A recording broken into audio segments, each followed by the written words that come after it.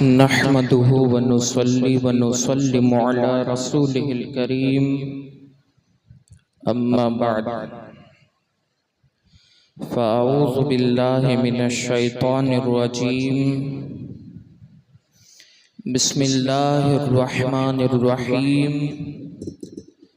या अय्युहल्लज़ीना आमनू कुतिबा अलैकुमुस्सियाम कमा कुतिबा अलल्लज़ीना मिन क़ब्लिकुम लअल्लकुम तत्तक़ून। सदक़ल्लाहु मौलानाल अज़ीम व बल्लगना रसूलुहुन नबियुल अमीनुल करीम व नहनु अला ज़ालिका लमिनश शाहिदीन वश्शाकिरीन वल्हम्दुलिल्लाहि रब्बिल आलमीन। हाज़रीन मस्जिद व सामीन मोहतरम, अस्सलामु अलैकुम व रहमतुल्लाहि व बरकातुहू। प्रिय अस्सलातु वस्सलामु अलैका या रसूलल्लाह, अस्सलातु वस्सलामु अलैका या हबीबल्लाह, अस्सलातु वस्सलामु अलैका या नबियल्लाह व अला आलिका व अस्हाबिका या नूरल्लाह, सल्लल्लाहु तआला अलैका वसल्लम। मेरे प्यारे आका सल्लल्लाहु तआला अलैहि वसल्लम के प्यारे दीवानों, रोज बरोज महीने और दिन हमारे से रुखसत होते चले जा रहे हैं। ये महीना माह शाबानुल मुअज़्ज़म भी अनकरीब हमारे दरमियान से रुखसत होगा और फिर आने वाला महीना माह रमज़ानुल मुबारक, रहमतों का महीना, बरकतों का महीना है, जिसके बारे में अल्लाह तबारक व तआला कुरान पाक में यूँ इरशाद फरमाता है, ए ईमान वालों, तुम पर रोज़े फ़र्ज किए गए जैसे कि अगलों पर फ़र्ज हुए, ताकि तुम मुत्तकी बन जाओ, परहेजगार बन जाओ। अब मेरे प्यारे आका सल्लल्लाहु तआला अलैहि वसल्लम के प्यारे दीवानों, कुरान मुक़द्दस के अंदर सौम का लफ्ज़ आया, या अय्युहल्लज़ीना आमनू कुतिबा अलैकुमुस्सियाम। सियाम सौम की जमा। सौम किसको कहते हैं? सौम का लग़वी माना क्या है? तो सौम का लग़वी माना जो डिक्शनरी के अंदर है वो ये है, बाज रहना या छोड़ना या सीधा होना। इसीलिए खामोशी को भी सौम कहते हैं, जैसा कि कुरान पाक में है, इन्नी नज़रतु लिर्रहमानि सौमन फलन उकल्लिमल यौमा इंसिया। यानी मैंने आज रहमान के लिए रोज़ा माना है तो आज हरगिज किसी से बात ना करूंगी, क्योंकि इसमें कलाम से बाज रहना है। और इस्तिलाह में सौम किसको कहते हैं? व्याख्या के अंदर, डेफिनेशन के अंदर, इस्तिलाह के अंदर, इस्तिलाह शरा के अंदर सुबह सादिक से लेकर गुरूब आफताब तक अल्लाह अज़्ज़ व जल्ल की इबादत की नीयत से अपने आप को खाने पीने और जिमा से रोकने का नाम रोज़ा है, सौम है। मेरे प्यारे आका सल्लल्लाहु तआला अलैहि वसल्लम के प्यारे दीवानों, रोज़ा क्यों फर्ज किया गया? इसमें क्या फायदा है?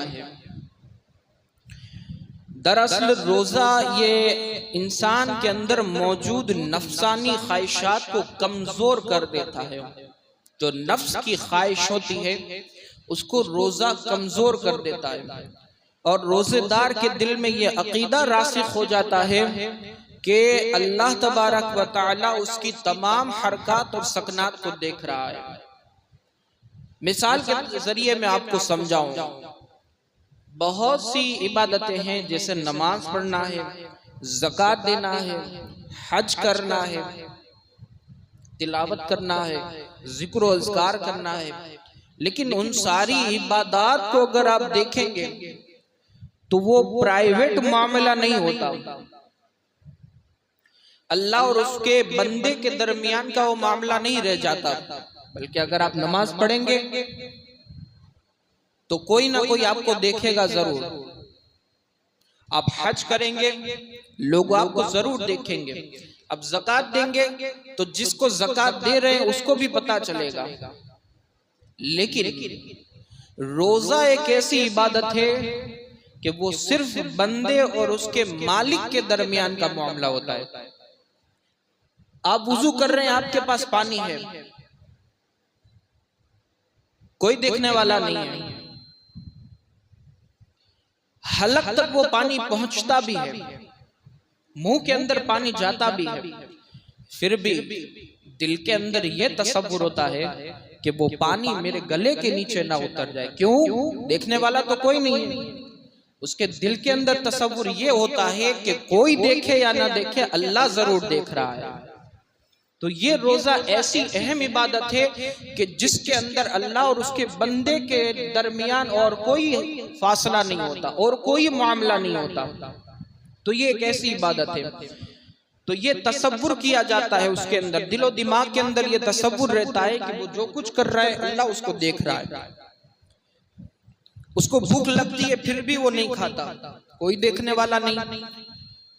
उसको प्यास लगती है फिर भी नहीं पीता, बीवी सामने मौजूद है फिर भी अपने नफ्स को रोके रखता है।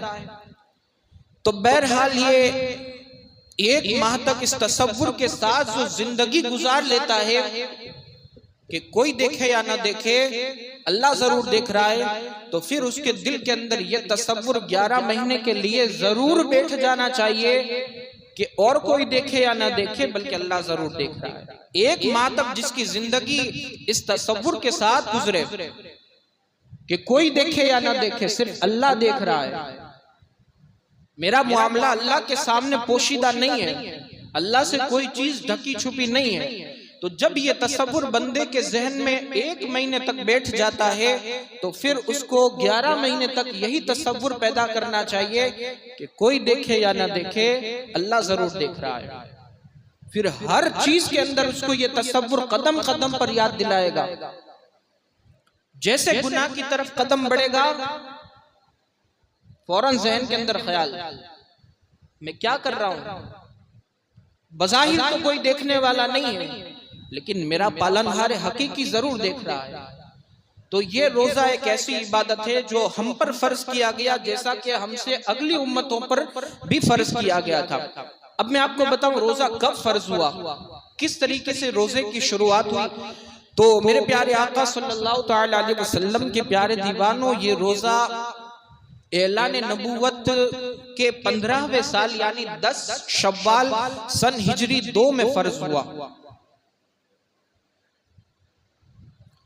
अल्लाह तबारक व तआला कुरान पाक के अंदर इरशाद फरमाता है, ए ईमान वालो तुम पर रोजे फर्ज किए गए जैसा कि अगलों पर फर्ज हुए ताकि तुम मुत्तकी बन जाओ, परहेजगार बन जाओ।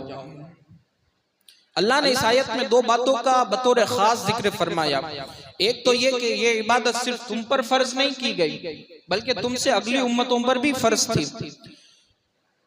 और चुनांचे तफसीर कबीर और तफसीर अहमदी में है कि हजरत आदम अलैहिस्सलाम से लेकर हजरत ईसा अलैहिस्सलाम तक हर उम्मत पर रोजे फर्ज रहे। हजरत आदम अलैहिस्सलाम पर कमरी महीने के 13वीं, 14वीं और 15वीं तारीख के रोजे ये फर्ज थे। हर महीने के, हम पर हर महीने के रोजे फर्ज नहीं है बल्कि 12 महीने में से सिर्फ 1 महीने के रोजे फर्ज है। लेकिन हजरत आदम अलैहिस्सलाम पर कमरी महीने की 13, 14 और 15 तारीख के रोजे फर्ज थे। हजरत मूसा अलैहिस्सलाम की कौम पर यौम आशूरा का रोजा फर्ज था, हम पर वो फर्ज नहीं, हम पर वो नफल है। इसी तरीके से बाज रिवायतों में है कि सबसे पहले हजरत नूह अलैहिस्सलाम ने भी रोजा रखा है और भी बहुत सारी इसकी तफसील है। दूसरी बात यह कि रोजे तुम पर इसलिए फर्ज किए गए, अल्लाह फरमाता है कि तुम मुत्तकी बन जाओ। शरीयत के तमाम अहकाम का मकसद अगर हम पर किसी चीज को नाफिज करना है, किसी अहकाम को हम पर नाफिज करना है तो वो मकसद यही है कि तुम मुत्तकी बन जाओ, परहेजगार बन जाओ।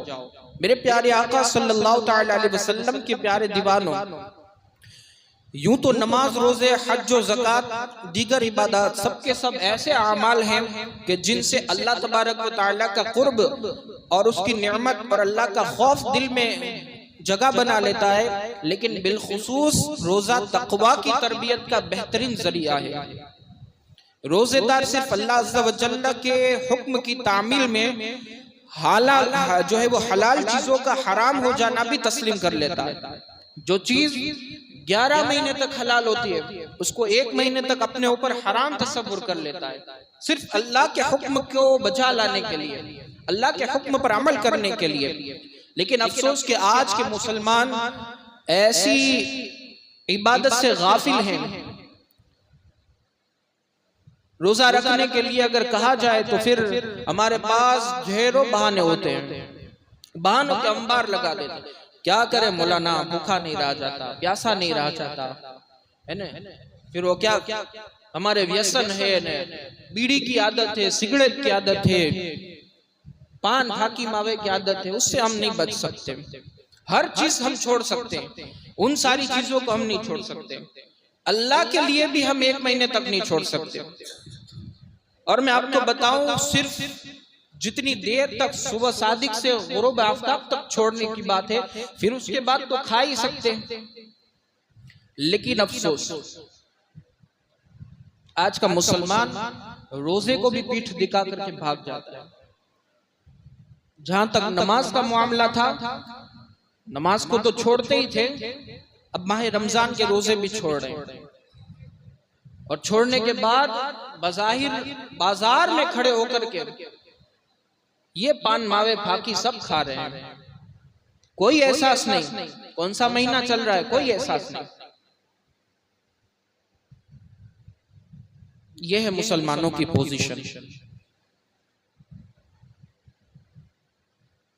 कोशिश करें 30 से 30 रोजों को रखने की कोशिश करें, इसलिए कि यह हम पर फर्ज है। और हम पर इतना अल्लाह का खास करम है कि अल्लाह ने 12 महीनों में से सिर्फ 1 महीना ही हम पर फर्ज किया है। तो हम अल्लाह की 1 महीना इबादत नहीं कर सकते? जो अल्लाह 12 महीनों तक हमको खिलाता पिलाता है, हमारा गुमान नहीं होता वहां से अल्लाह रोजी अता फरमाता है। जब अल्लाह के लिए 1 महीना इबादत करने की बात आए, उससे भी हम भागते हैं। क्या हो गया है? मरकर क्या अल्लाह को जवाब दोगे? मेरी इबादत क्यों नहीं की? रमजान के रोजे क्यों नहीं रखे? नमाजों को क्यों छोड़ा है? बहुत भारी पड़ेगा और इसका अजाब बहुत सख्त है। इंशाअल्लाह कभी मौका मिला, अल्लाह ने जिंदगी दी तो रोजा न रखने के ऊपर भी मैं आपको बताऊंगा कि उसकी क्या क्या वईदें हैं। तो बहरहाल ये है माह रमजान की फजीलत और रोजे के हवाले से कुछ बातें। वक्त कलील था इसलिए ज्यादा अर्ज नहीं कर सका। आइंदा जुमा को इंशाअल्लाह तबारक व तआला रोजे के मसाइल आप हज़रात को समझाने की कोशिश करूंगा। अगर वक्त रहा, अल्लाह ने जिंदगी दी, तो रोजे के हवाले से कुछ बातें बताऊंगा। रोजा किन चीजों से टूटता है, किन चीजों से मकरूह होता है, वो सारी चीजें आपको समझाने की कोशिश करूंगा। रब्बे कदीर की बारगाह में दुआए मालिक मौला हम सबको माह रमजान के तमाम रोजों को रखने की तौफीक अता फरमाए। अल्लाह तबारक व तआला माह रमजान हम सबको नसीब फरमाए और कहने सुनने से ज्यादा अमल की तौफीक अता फरमाए। दौरान गुफ्तगू अगर कोई लफ्ज़िश या खामी हो, अल्लाह अपने प्यारे हबीब की नालिन के सदके में उसे माफ फरमाए। अस्तगफिरुल्लाह रब्बी मिन कुल्ली ज़ंबि व अतूबु इलैहि व मा अलैना इल्लल बलाग। अस्सलामु अलैकुम व रहमतुल्लाहि व बरकातुहू। तमाम हज़रात खड़े होकर सफ़ों को दुरुस्त कर लें।